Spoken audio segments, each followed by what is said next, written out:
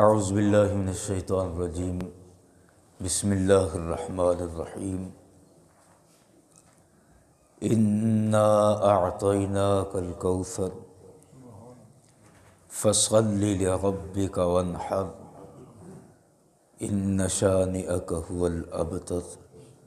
صدق اللہ العظیم۔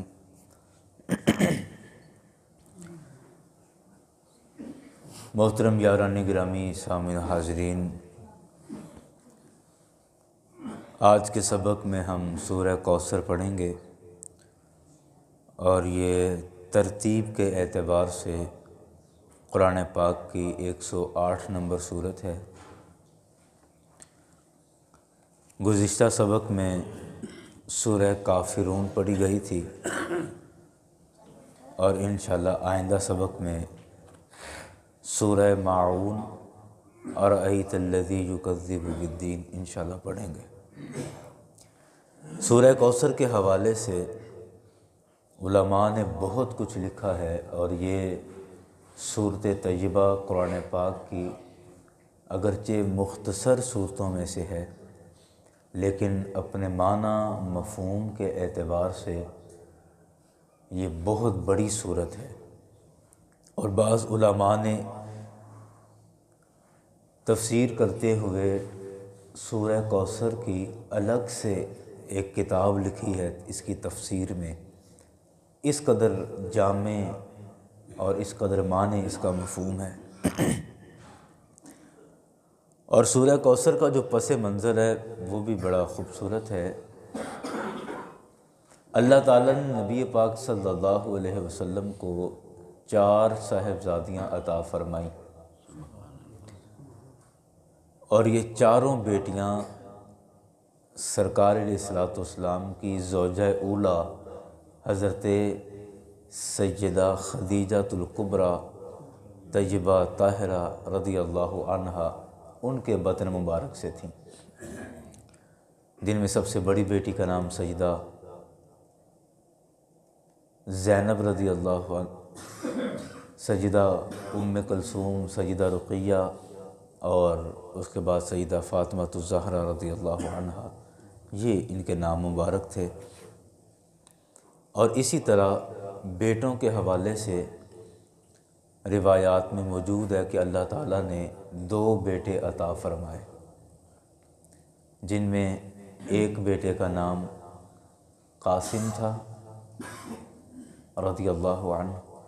اور دوسرے بیٹے کا نام ابراہیم تھا، اور ان کا لقب طیب اور طاہر تھا۔ بعض روایات میں علماء نے لکھا کہ طاہر الگ بیٹے کا نام تھا، لیکن زیادہ معتبر اور مضبوط یہی روایت ہے کہ آپ کے بیٹے کا لقب تھا طیب اور طاہر۔ بیٹوں میں سے ایک بیٹا سیدہ خدیجہ الکبریٰ رضی اللہ عنہا ان کے بطن سے تھا، اور جو دوسرا چھوٹا بیٹا تھا وہ سرکار علیہ الصلوۃ والسلام کی ایک لونڈی تھی سیدہ ماریہ قبطیہ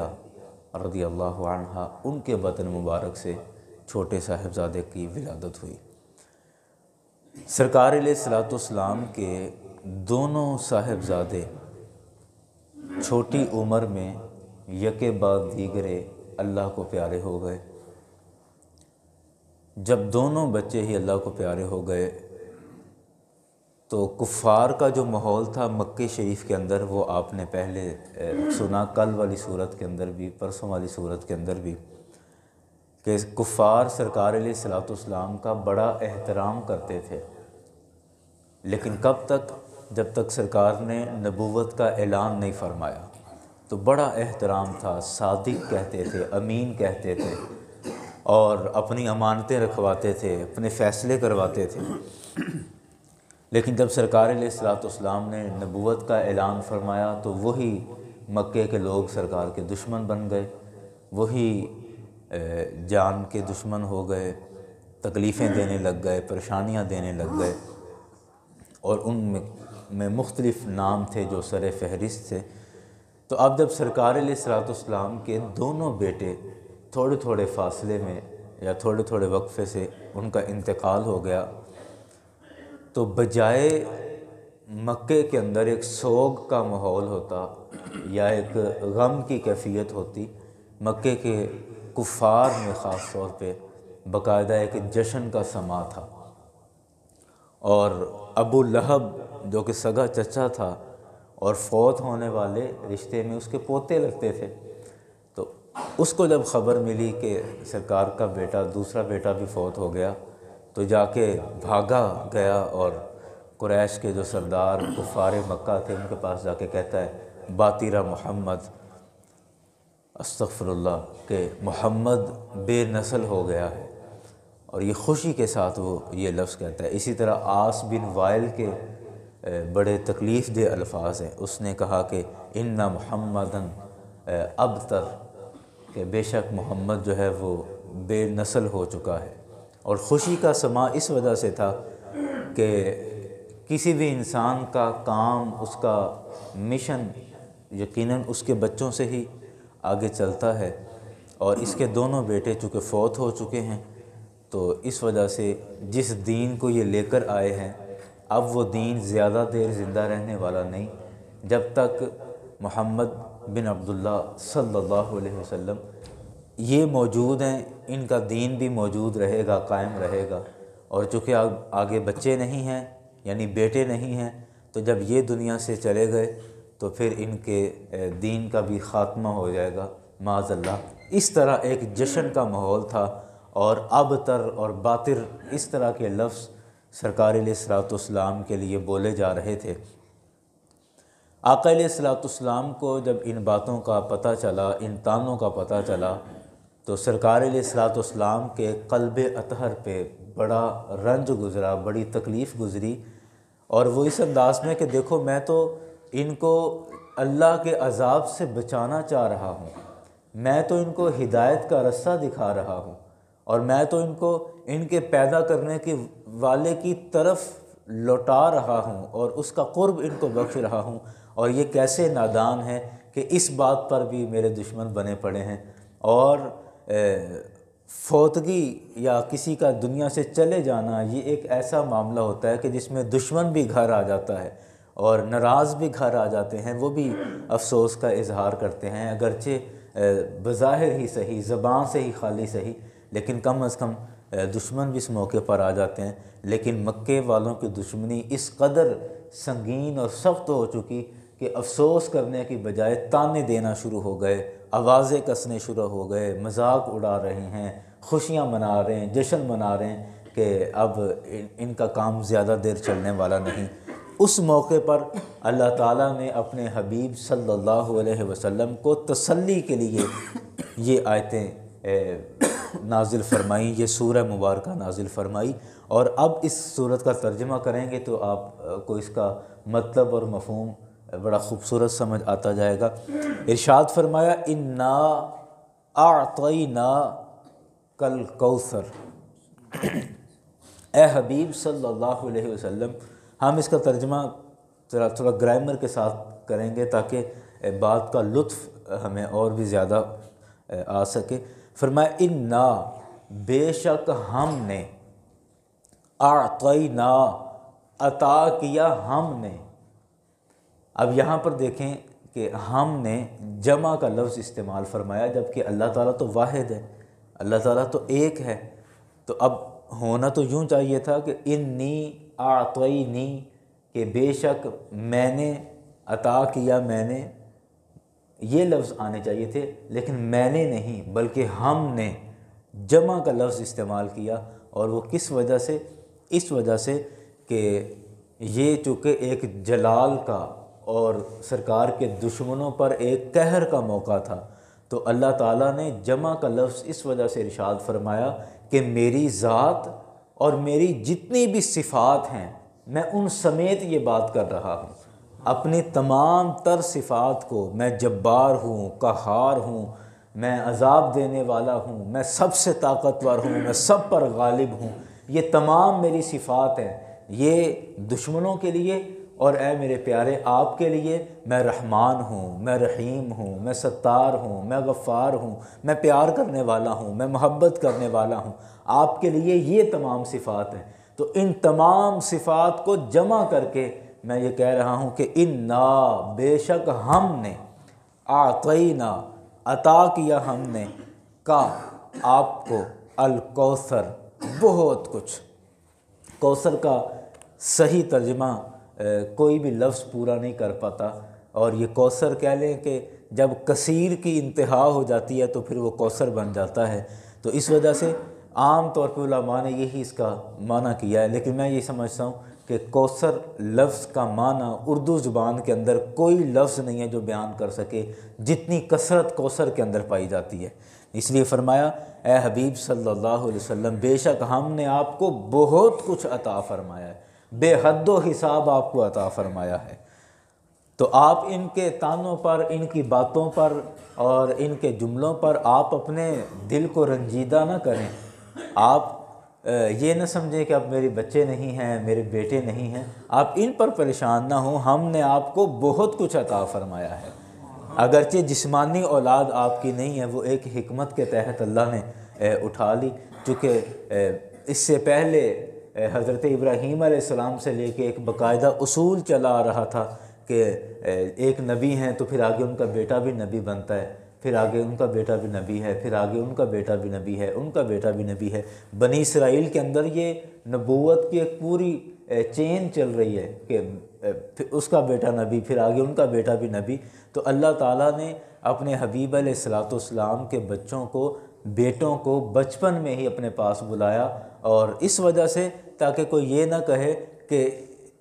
حضرت ابراہیم علیہ السلام ان سے زیادہ افضل تھے، چونکہ ان کا بیٹا بھی نبی تھا، ان کا پوتا بھی نبی تھا، پھر اسماعیل علیہ السلام ان سے زیادہ افضل تھے، اور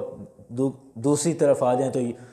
یوسف، یعقوب علیہ السلام، اسحاق علیہ السلام، یوسف علیہ السلام، یہ سارے کے سارے لوگ سرکار علیہ الصلوۃ والسلام سے زیادہ افضل تھے۔ کیوں؟ کیونکہ وہ خود بھی نبی تھے، باپ بھی نبی، اور آگے اولاد بھی نبی، اور سرکار علیہ الصلوۃ والسلام تو صرف اکیلے ہی نبی ہوئے ہیں، باقی بچے تو آگے ان کو نبوت نہیں ملی، چونکہ سرکار علیہ الصلوۃ والسلام آخری نبی تھے، سرکار کے بعد کوئی نبی نہیں آنا۔ اس وجہ سے ان کے بچوں کو بھی اللہ تعالیٰ نے، بیٹوں کو اپنے پاس بلا لیا ایک حکمت کے تحت، تاکہ کوئی یہ اعتراض نہ کرے کہ یہ نبی تھے، آگے ان کے بچے کیوں نہیں نبی ہوئے، یا نبوت ان کو کیوں نہیں دی گئی، سرکار کے اولاد پر کوئی تانا نہ کرے، یا ان کی کوئی تنقیص بیان نہ کرے، کوئی کمی کوتاہی بیان نہ کرے۔ اس وجہ سے اللہ تعالیٰ کی اور بھی کئی حکمتیں ہوں گی جو ہمیں نہیں بھی سمجھ آتی۔ بہرکیف اللہ تعالیٰ نے فرمایا کہ اے حبیب یہ جو بچوں کا لے لینا یہ ایک الگ حکمت ہے، لیکن آپ پریشان نہ ہوں، ہم نے آپ کو بہت کچھ عطا فرمایا ہے۔ آپ کیا کریں؟ فَصَلِّ لِرَبِّكَ، بس آپ نماز پڑھیں اپنے رب کے لیے، وَانْحَرْ، اور قربانی کریں۔ یاران گرامی، یہ دو چیزوں کا حکم ہے، اور میں سمجھتا ہوں کہ سرکار علیہ الصلوۃ والسلام جس تکلیف سے اور جس غم سے گزر رہے ہیں، اس غم کا اصل یہی علاج تھا کہ اے میرے پیارے آپ نماز پڑھیں اپنے رب کی،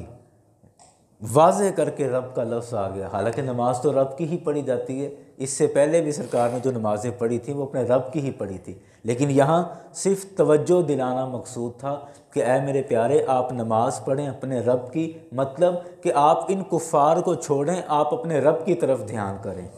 اپنے رب سے لو لگائیں، اپنے رب سے تعلق جو ہے اپنا بہتر کریں یا مزید اس کو اچھا بنائیں، تو یہ سارے غم آپ کے دل سے نکل جائیں گے، یہ ساری پریشانیاں آپ کے دل سے نکل جائیں گی۔ وَانْحَرْ، اور قربانی کریں، یعنی رب کے یہ بھی جو بچوں کی قربانی پیش کی ہے یہ بھی قربانی ہے، لیکن مزید بھی قربانیاں اللہ کی بارگاہ میں پیش کریں، ہر اعتبار سے قربانی، چونکہ یہاں کوئی جانور کا نام نہیں ہے کہ کسی جانور کی ہی قربانی پیش کریں، محض قربانی کا لفظ آیا، قربانی کریں، جانور کی بھی ہو سکتی ہے، اپنی محنت کی، صلاحیتوں کی، آپ اپنے رب کی بارگاہ کی طرف توجہ رکھیں، اپنی لو ادھر لگائیں، اور ان کو، اپنے دشمنوں کو، ان کفار کو چھوڑیں۔ رہی بات یہ کہ یہ جو بار بار کہہ رہے ہیں کہ باطرہ محمد، یا کہہ رہے ہیں کہ ان محمدً ابتر، کہ محمد ابتر ہو گیا ہے، بے نام و نشان ہو گیا ہے، یا بے نسلہ ہو گیا ہے، معاذ اللہ، استغفر اللہ، جہاں تک ان کی یہ بات ہے، اے میرے پیارے ان شانئک हुवल अबतर, अबतर आप नहीं होंगे बल्कि इन शानिअक हुवल अबतर, बेशक जो आपका दुश्मन है वो अबतर होगा, वो बेनामो निशान होगा, उसकी नस्ल ख़त्म होगी। और फिर आप देखिए इस तसल्ली वाले लफ्ज़ों के बाद सरकार अलैहिस्सलाम, ज़ाहिर बात है एक दिल से वो कैफियत, वो बोझ, वो गम वो कम हो गया और आपकी तवज्जो इल्लल्लाह हो गई। और साथ ये उसूल बयान कर दिया, ये उसूल हमारे लिए, ये हिदायत हमारे लिए बयान कर दी कि अगर तुम्हें गम की कैफियत हो, परेशानी का आलम हो, कोई दुख पहुंचा हो, कोई तकलीफ़ पहुंची हो, कोई सदमा पहुंचा हो, तो उसका बेहतरीन हल ये है कि तुम अपने रब की बारगाह में आकर झुक जाओ, अपने रब के हुजूर पेश हो जाओ और ख़ुद को अपने रब के सुपुर्द कर दो कि या अल्लाह ये तेरा माल था और तूने वापस ले लिया और हम भी तेरे ही हैं और तेरी तरफ हमने भी लौट कर जाना है, और अपने रब के हुजूर सजदा रेज़ हो जाओ। ये अपनी गम, अपनी परेशानियाँ, अपने सदमे मिटाने का सबसे बेहतरीन हल है, और यही हल अल्लाह ताला ने अपने हबीब अलैहिस्सलाम को भी अता फ़रमाया। हमारे यहाँ ये बड़े अफसोस की वैसे बात है कि जब कोई तकलीफ़, कोई परेशानी आती है, हम बजाय अल्लाह की बारगाह में झुकने के, बजाय उसकी इबादत करने के, हम अल्लाह से शिकवे शुरू कर देते हैं। मुख्तलिफ़